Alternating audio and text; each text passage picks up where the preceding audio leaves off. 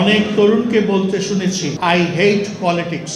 আমরা যারা ভাষা আন্দোলন দেখেছি, ৬২-তে আইয়ুব বিরোধী আন্দোলন দেখেছি, ৬৯-এর গণ অভ্যুত্থান দেখেছি এবং ৭১-এর মুক্তিযুদ্ধের মধ্য দিয়ে গেছি, তাদের কাছে আমাদের উত্তরসূরি বর্তমানকালের যুবক, তরুণ ও কিশোরদের মধ্যে দেশ ভাবনার অভাব দেখে দুঃখ পেতাম।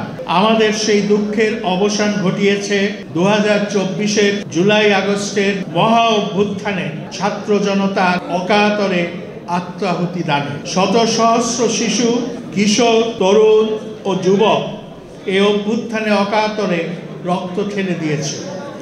এই অভ্যুত্থানের মধ্য দিয়ে বের হয়ে এসেছে এক তরুণ নেতৃত্ব, যারা বাগ্মিতা ও চিন্তায় অনেক অগ্রসর।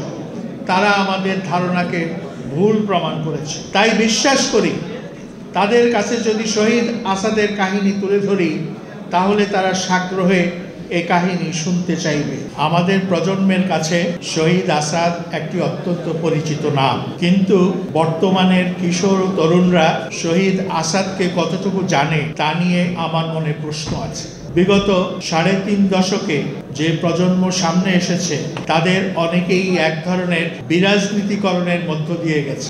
আমাদের মতো প্রবীণরা মনে করতাম এরা সমাজ, রাজনীতি ও দেশ নিয়ে কিছু ভাবতে চায় না। অনেক তরুণকে বলতে শুনেছি আই হেট পলিটিক্স।